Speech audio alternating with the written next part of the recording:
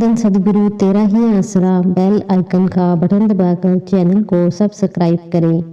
सिरसा शहर से बेपरवाह मस्ताना जी के समय का एक पुराना सत्संगी प्रेमी रामशरण खजांची बेपरवाह जी के एक अनोखे करिश्मे का वर्णन इस प्रकार करता है।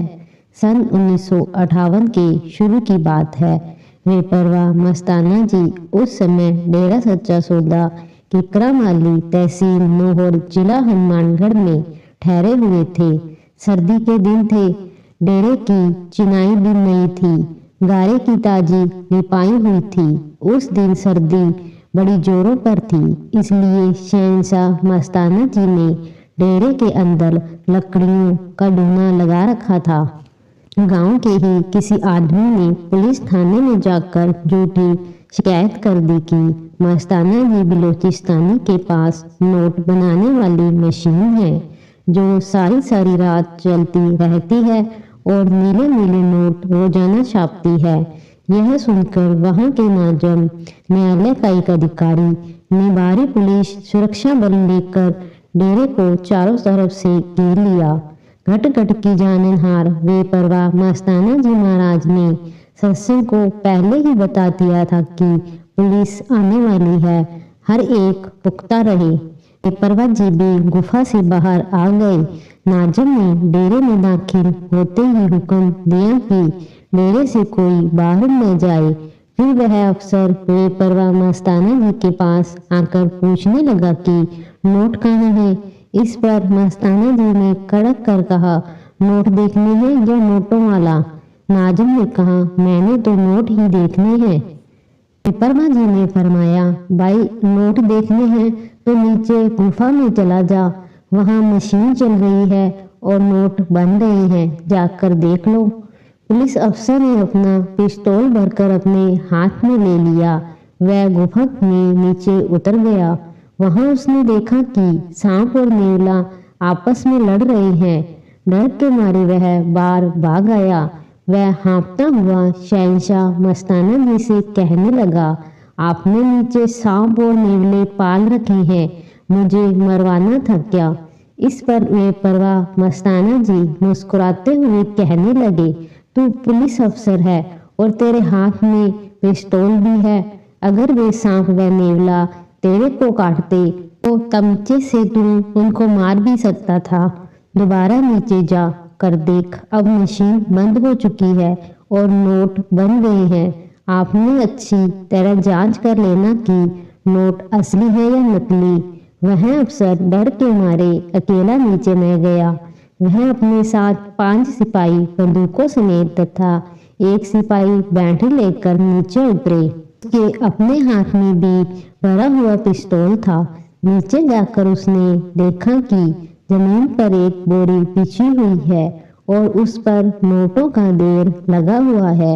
उसने इधर उधर गुफा में सारी जगह देखी। उसे वहां न तो नोटों वाली मशीन दिखाई दी और न ही नेवला व सांप था। वहां उसको कोई सुराख भी न मिला जिसके द्वारा वह बाहर निकल गए हो। उसने अपने साथ वाले सिपाहियों को बाहर निकालकर निगरानी करने के लिए भेज दिया और कहा कि यह भी देखें कि सांप और नेवला किधर गए हैं। उसने आप कुछ नोटों के नंबर नोट किए और उनमें से कुछ नोट उठाकर अपनी जेब में डालकर बाहर आ गया। बेपरवाह मस्ताना जी महाराज उसी तरह अपनी मौज में बैठे हुए थे। बेपरवाह जी ने नाजम के बाहर आ जाने पर बड़े प्यार से पूछा, कुछ मिला भाई तुमको? नाजम ने बताया कि 50-60 हजार के नोट बोरी पर पड़े हैं। वे आपने कैसे बनाए हैं? बेपरवाह मस्ताना जी ने फरमाया, भाई तुमको पहले नीचे भेजा था, वहां खड़ा रहता तो तुम्हारे सामने ही नोट बनते, परंतु तू तो बाहर आ गया और तेरे बाद नोट बन गए। अब ऐसे कर कि सारे नोट उठाकर उन झाड़ियों में फेंका, वे हमारे काम के नहीं हैं। नाजम दोबारा फिर गुफा में गया और नोटों से भरी बोरी को उठाकर वहां से थोड़ी दूर पर एक गहरा खड्डा खुदवाकर धरती में दबा दी। इसी दौरान उसके मन में बड़ी मानी आ गई कि रात को आकर नोटों की बोरी को निकाल कर घर ले जाऊंगा। वह वापिस शाह मस्ताना जी के पास आया तो बेपरवाह जी ने उसे खूब डांटते हुए कहा, तू बाहर की सरकार का अफसर है और तू एक बेईमान अफसर है। तुम्हारी सरकार किस तरह चलेगी? हमारी अंदर की सरकार सब जानती है कि तू पक्का चोर है। अब तू हमारा मुजरिम है। तुमने अपनी जेब में जो नोट छिपाए हैं वे बाहर निकाल दे। फिर सारी साध संगत व सुरक्षा बल के सामने मस्ताना जी कड़कते हुए बोले, अगर तू बेईमानी करेगा तो तेरे नीचे वाले अफसरों का क्या हाल होगा? अगर तू ईमानदारी करेगा तो छोटे अफसर भी ईमानदारी करेंगे। वे नोट निकाल दे जो तूने गुफा में अपनी जेब में छुपाए हैं। वह अफसर शर्म के मारे जेब में हाथ डालने से हिचकिचा रहा था क्योंकि उसकी चोरी पकड़ी गई थी। उसकी हालत देखकर मस्ताना जी ने फरमाया, जेब में तो हाथ डाल, वो नोट तो राख हो चुके हैं और जो बेईमानी से नोट वहां दबाकर आया है कि रात को निकाल कर ले जाऊंगा, वे भी सब राख हो चुके हैं। बेशक जाकर वहां देख ले। जब उस अफसर ने जल्दी से जेब में हाथ डाला तो उसकी जेब से राख निकली। फिर वह उसी समय जीप लेकर वहां गया और जाकर देखा तो सचमुच ही वहां भी नोटों की जगह राख बनी पड़ी थी। इस पर वह अफसर बहुत शर्मिंदा हुआ और वापिस आकर बेपरवाह मस्ताना जी के चरणों में गिरकर क्षमा याचना करने लगा। वह कहने लगा कि उसे भी नाम की दात दे दो। दयालु दातार बेपरवाह मस्ताना जी ने उसे उपदेश देते हुए फरमाया, भाई बेईमानी छोड़ दो, वह हक हलाल की खाओ और आगे के लिए किसी का भी दिल न दुखाना।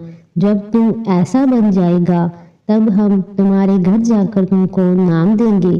संत महात्मा बहुत दयालु होते हैं। वे सभी लोगों पर ही अपनी रहमत की वर्षा करते हैं, चाहे वह किसी भी तरीके से उनकी शरण में आता है। परवाह मस्ताना जी के अजीब खेल को देखकर उस अफसर का अहंकार चकनाचूर हो गया। अब उसके मन में दीनता नम्रता आ गई। दीनता नम्रता प्रेम ही तो मालिक को पसंद है। बेपरवाह जी इस पर बहुत खुश हुए और उन्हें क्षमा करते हुए फरमाया, भाई तुम बाहर जाकर कहोगे कि हम गरीब मस्तानी के पास गए थे और वहां से खाली आ गई है। हम इसलिए तुम्हें खाली नहीं जाने देंगे। तुम्हें सावन शाही के इलाही खजाने में से यह इनाम देते हैं। यह कहकर बेपरवाह जी ने नाजम को 100 रुपये तथा सभी सिपाहियों को 10-10 रुपये के नए नए नोटों के हार पहनाए। इस प्रकार वे सभी कुल मालिक बेपरवाह सतगुरु जी का यश करते हुए चले गए। नैन धन सतगुरु तेरा ही आसरा।